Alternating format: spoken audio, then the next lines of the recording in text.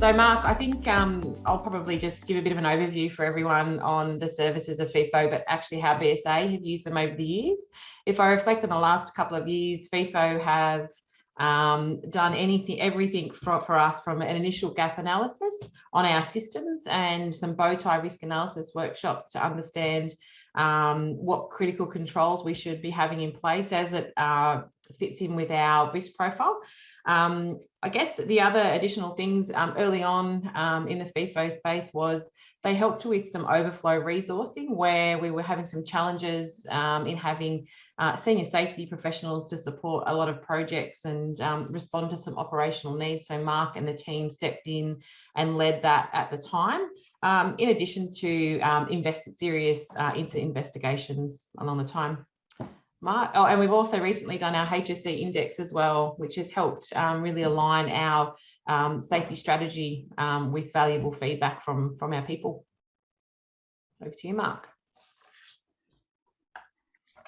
Yeah, look, thanks, Bex. It's been great working with you, and thank you, Miles, for your continued support in this space. A really important topic, and we look forward to sharing more learning in the next couple of webinars. So today's all about a bit of a recap initially, and then a real focus on checking, so that the verification in the field and the broader evaluation of critical control management programs. So just a really quick recap. Webinar 1, we spoke about really tailoring your approach based on your level of maturity, the needs of the business and the strategy, and different ways you can go about really understanding where you're at today versus where you want to be, and methods to action and improve, either through a guided workbook that we provide clients or any other means you think are important based on some of the external resources that we've been providing over the course of the last couple of weeks.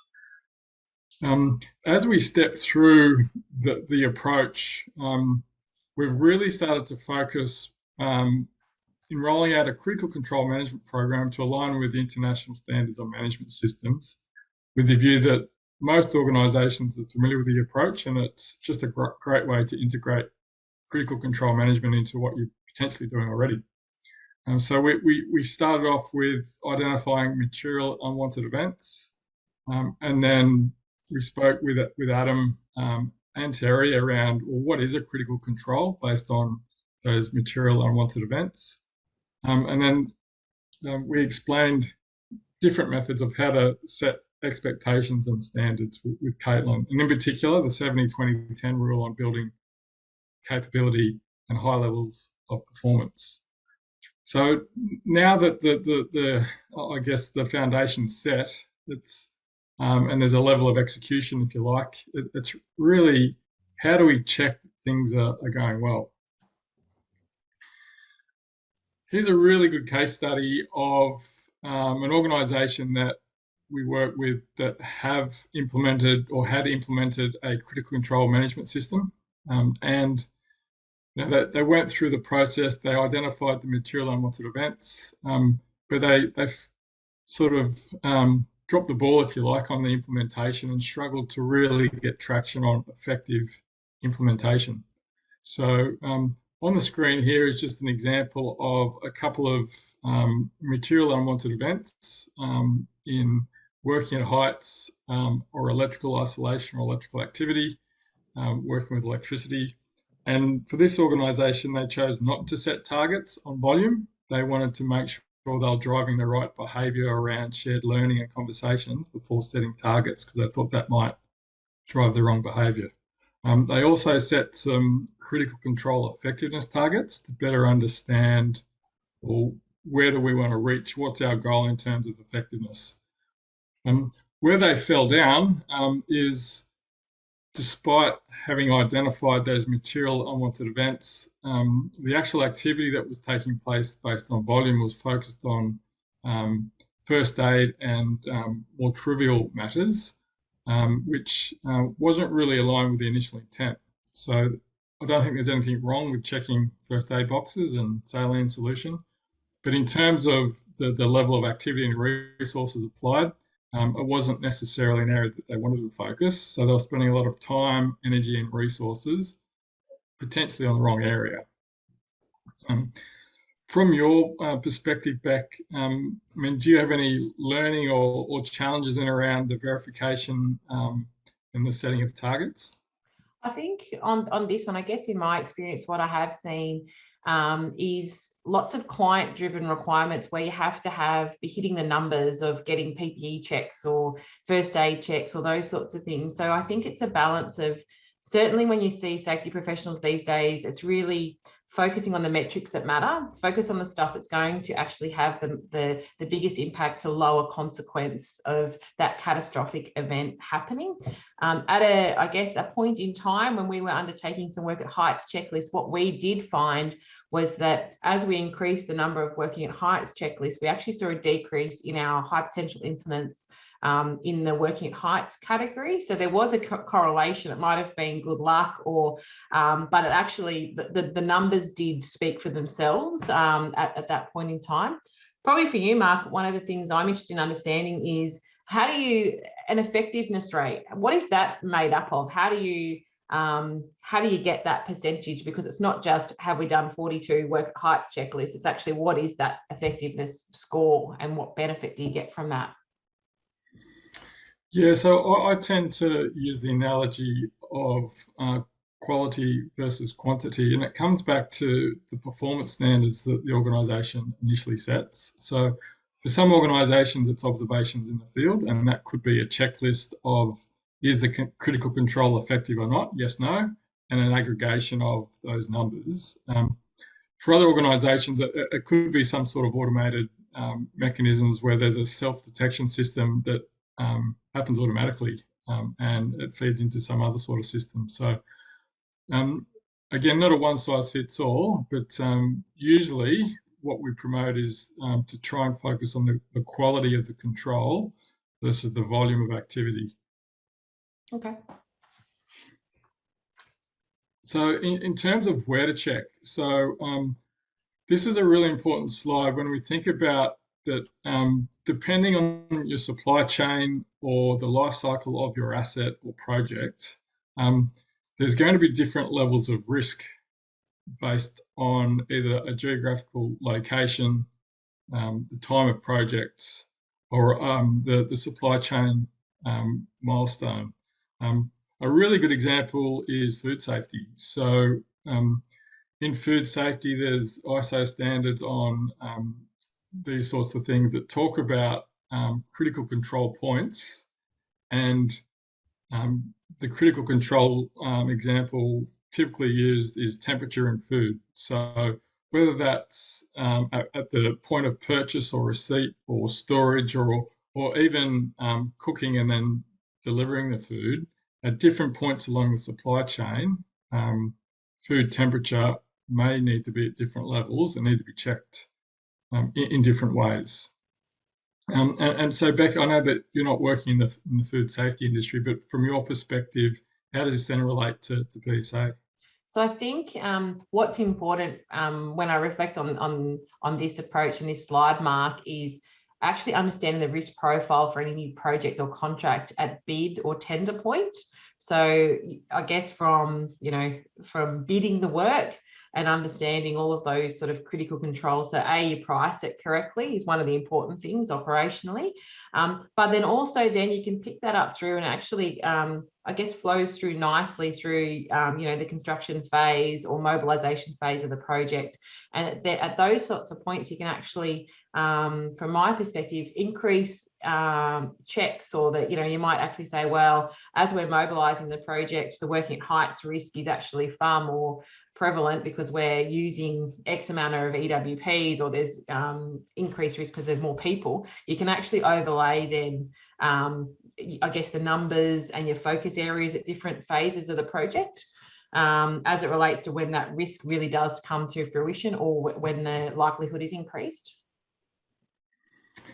Yeah, great. And look, another really good example there, Beck, is even the calendar period. So depending on the seasonal impact of your organisation, the rush on for Christmas, how do we then focus on the critical few? So in terms of capturing and reporting on this, so this is where a lot of organisations fall down. So it is important to start with the end in mind, both, how is information going to be captured or detected in the first place? And then how are you going to report on that? So there's nothing wrong with starting small through some really effective conversations and storytelling and sharing, learning, talking about critical controls as opposed to other things that might be more of a distraction. And just looking at different mechanisms to dovetail into your existing systems. I've got to say, if we think about the last webinars that we've gone through, this whole process around checking the effectiveness of controls, particularly in the field, is probably the most exciting part for me. Working in an organisation and either as a consultant, it's just a great way to engage with stakeholders and see what's working, as opposed to getting bogged down in too much the design phase. Beck, when we spoke, BSA are on a bit of a journey of trying to capture this information. You mentioned already that volumes went up. Is there anything else you want to share around this slide? I think probably just focusing on getting started to get, rather than, there's lots of complex systems and things that you can use out there, but actually just enacting and getting out there and doing some initial verification activity will help drive what that end state automated solution looks like.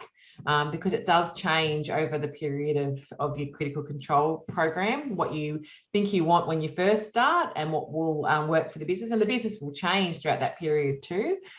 So I guess if I reflect on this one, it's actually just get started, get some data, and then evolve your project as you learn more, I guess. Yeah, great. And some good examples of more mature organisations doing this well. They're able to use their safety software or vehicle monitoring systems to be able to capture hard braking or speeding or pressure in pipes, whatever it might be, and using that existing information or infrastructure they have to get a better handle on what their critical controls are, not only if they're in place, but how effective they are, which is probably more important. So checking in the field. So Beck, you mentioned already that your organisation's mobilised your supervisors and different workers in the field to check on critical controls. What was your experience here? I think there's a balance with this one. It always is with your safety resources, getting bogged down in doing the critical control checks and balancing that with actually the end state, which is operationally led. You've got your supervisors out there just looking at the things that matter, which is really the ultimate, I think, for any business, is that that's what you're doing. So I think there's a balance between piloting and having safety resources who actually intimately understand the critical control programs and actually educating and bringing people along for the journey. But being visible is really the starting point.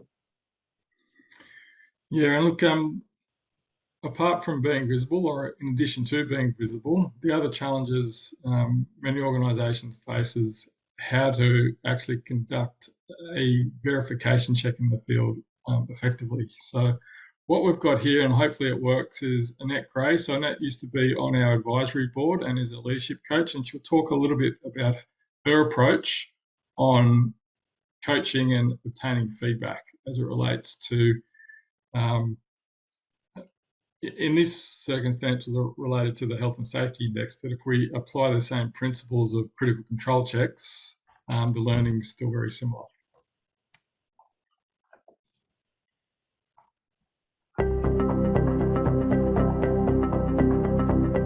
I'm a leadership coach and I have been for about 20 years now, and most of the last 20 years has actually been training leaders to use a coaching approach in how they have conversations. I think the benefit of feedback, it gives a snapshot of what's happening here and now in the organisation, and to be able to work with those results. So it's hard data really about what's going on. So the main principles behind solution focus is find what's working and do more of it. Using this approach has this lens, rather than being problem focused around what's not working, let's have a look at the results and find out what is working that can be built upon. because the fastest change happens from building on what's working.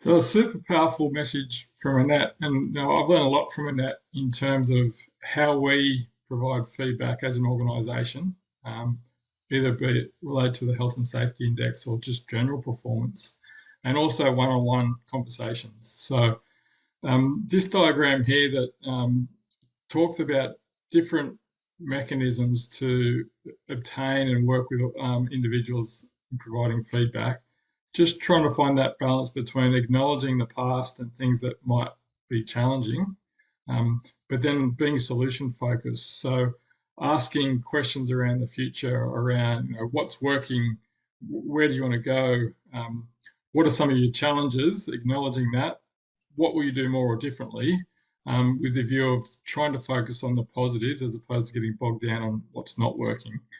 Beck, I know that you've participated in some of Annette's coaching. I mean, do you have any thoughts around either that experience or how this principle then applied to critical control coaching in the field? Yeah, I think one of the opportunities here is actually identifying and understanding what the challenges are and acknowledging those, but not getting too bogged down in actually the why and the how and the history. And don't you understand, the last 5 years we've had this and we've been asking for this, not getting too bogged down in those, but focusing, I think like Annette said, on what's working well. But I think in addition to that is really having those positive conversations, but also being comfortable in the uncomfortable conversations where actually something's not working, and you have to workshop that control through with that person on site and actually get that feedback the other way, rather than getting that feedback of this control was not in place, therefore your behaviors meant that's a negative. So I think it's actually being probably a bit bold and confident to be able to flag those issues that are just not working. Why isn't your fall arrest system working? All of those sorts of things, and actually getting into the detail of why things aren't working, but being comfortable enough to and sometimes brave, because it's people aren't used to those sorts of conversations, and that moves away, I think, from this whole tick and flick approach, rather than actually just having positive conversations about what's working, what's not working, and actually having those conversations in a critical control check or framework that's actually going to be the metrics that matter, that do help save and save people's lives, but also reduce harm to your people across your business, is sort of my thought. You've got to be brave and raise those things. And that's a really good segue back into moving from capturing data in the field and now reporting or escalating that in a way that could be used then to evaluate the broader program. So if we think about some of the principles that we spoke about in the past, is really understanding where you're at on the maturity curve, where you are today and where you want to be. And as you start looking at different mechanisms to capture and then report information, making sure it suits your organisation. I have seen organisations where the amount of administration to implement these programs outweighs some of the benefits. So you don't want to get in that situation where you're actually making things worse rather than better, as that unintended consequences of not really tailoring a system to meet the organisation need. I think, Mark, too, it's important along the way when you're developing your critical controls is keeping them succinct and not having 25 critical controls, and whether they're indirect or direct controls to minimising that catastrophic event is really important, because then your data does get very overwhelming when you're trying to look at it and slice and dice it in different ways. Yeah, true. And we also spoke about that same principle around what's material. So to your point, Beck, around understanding what's critical to potentially a broad range of stakeholders is going to be important. Yeah. This is a bit of a slide that I guess helps depict a bit of a story around evaluating the effectiveness of programs. So based on the critical control effectiveness, I guess the other thing to be mindful of is that often there's a bit of an approach where, despite just focusing on 3 or 4 things, the secondary consequence of rolling out these programs is you can actually see benefits in other areas. So the picture on the slide is a real life example where I did some work in Manus Island, where we actually had the frontline supervisors reporting on how their critical control management program was performing and sharing stories as a group. So the secondary outcome of that is that apart from focusing on the critical controls, there is much greater levels of engagement, better teamwork, and all those other outcomes of having really effective conversations and engaging teams. I think, Mark, too, on this slide, it's one of the things, if I reflect on it too, is when you start to implement these sorts of things, you've got to be comfortable in having red dots on there, and that helps guide the conversations, particularly to senior executives and boards. They've got to be comfortable in, and I think there sometimes can be this balance of pressure to actually make that green. Well, actually, there's going to be a heap of work to go into actually now, I guess, influence that over to a green. So, you know, at inception, being really uncomfortable that there's stuff that you've got to work on. Yeah, look, absolutely. And it comes down to, or can come back to the organisational strategy and where you want to be. So, you know, if the strategy is to improve shared learning or better conversations, it's less about the data and more around the conversations and the stories that I have. Yeah. So this is another case study, to your point, Becca, around being comfortable with things that are red and not green.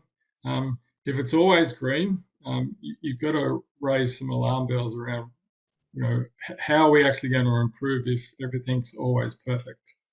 This is a real life example where I was working with an organisation. This was a management report. So an effectiveness score on both the volume and the quality of critical controls. And month on month, it was pretty similar.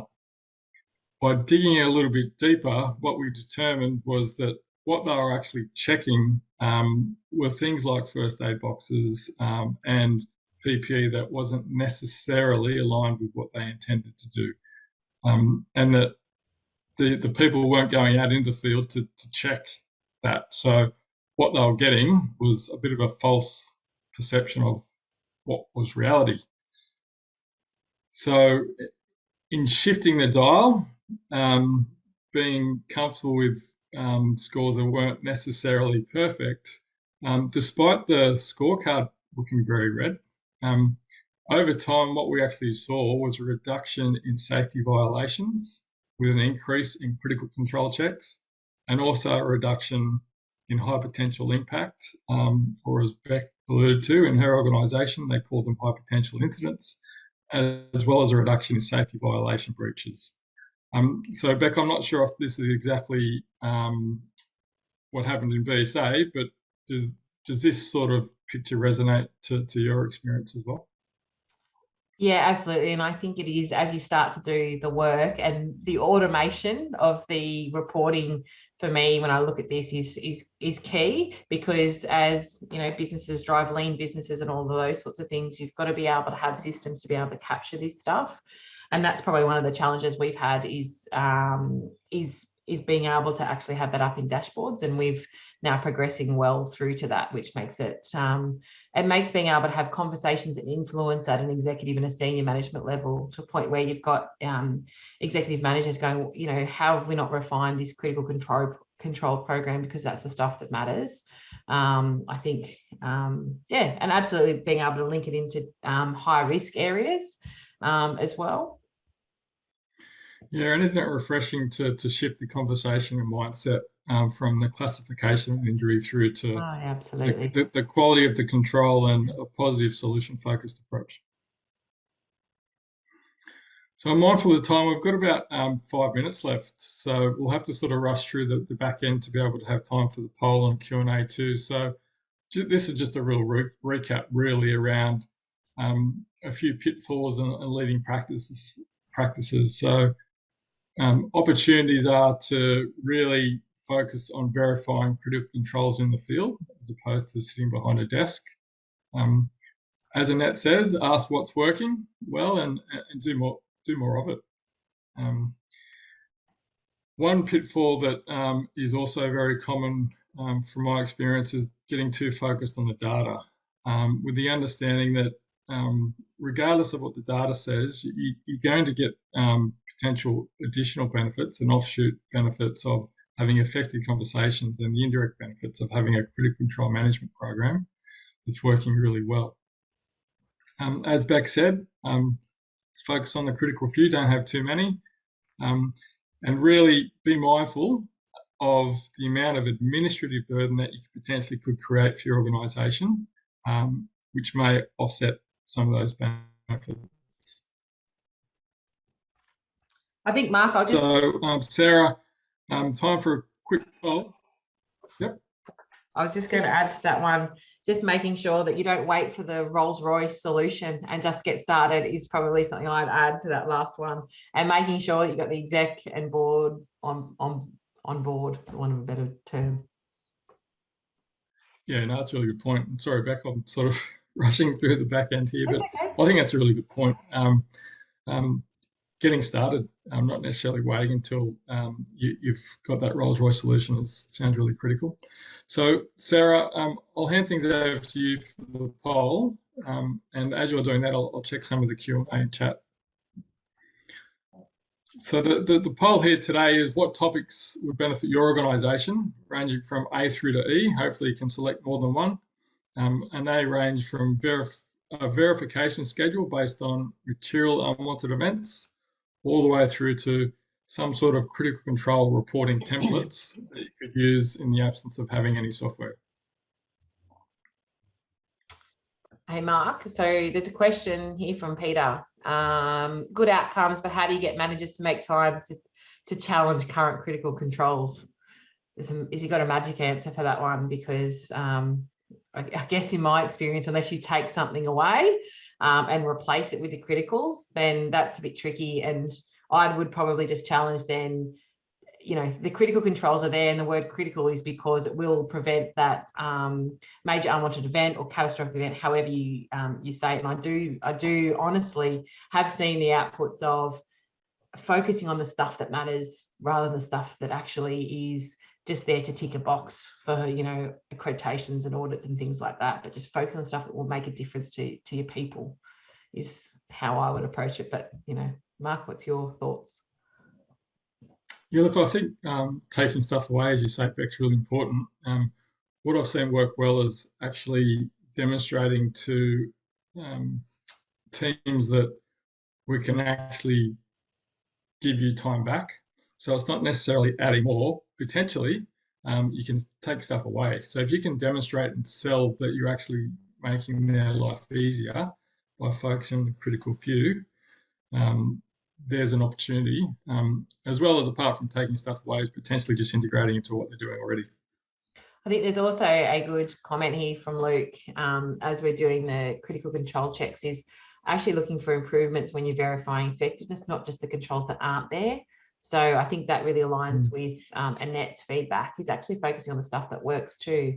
And I think you always have to have that balance. Otherwise, you become the safety police when you're looking at this sort of stuff, and that doesn't drive the right behaviours. That doesn't, you know, directly ensure that people are home safe at the end of each day. I'm getting a little bit. Sarah, how's the Yeah, I'm having an error with the poll, whereas I can't share the results, and I don't know why, but Zoom's telling me it's got an error. I will say that I can see the results, and in the highest score is the critical control management reporting templates, followed by simple technology to capture on-site checks, and then skills to apply effective coaching conversations, and with only 29% verification schedules based on material unwanted events. I'll keep trying to share it, but I'm just getting an error, which might have something to do with my internet, which is appalling at the moment. So I don't know if we have any other questions. I think you've covered the chat, Rebecca. Yep. Yeah, the slide deck, I forgot to mention that at the start. The recording and the podcast will be available later today on that same page that you register for all the webinars. I'm just going to also share, Annette Gray's done a couple of webinars for us on finding out what works and doing more of it. So I'm going to just put that in the link as well in the chat. Hopefully I can do that with the software not working very well. And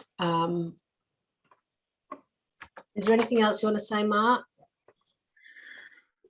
Look, there were some additional resources on the slide deck, assuming that the slide deck is made available at a later stage. I think time's got the better of us today, Sarah, so those additional resources were really geared towards food safety. So hopefully everyone on the call can access the MARSH website and get those at a later stage. Yep.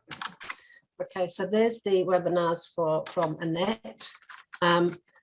One of the results that came up in that poll was the simple technology to capture on-site checks. And I don't normally do this, but I'm going to give a shameful push for our webinar next week on critical control management. We've got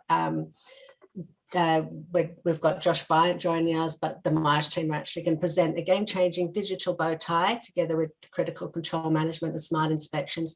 And Josh Bryant, who's the General Manager of People and Risk from Mitchell, will discuss the Mitchell's implementation and the dramatic results that they've achieved. So I'm just going to put a link to that webinar also in here, and also the webinar for next week for the part 5 in the critical control management series, which is evaluating effectiveness to add value. Those links in the chat.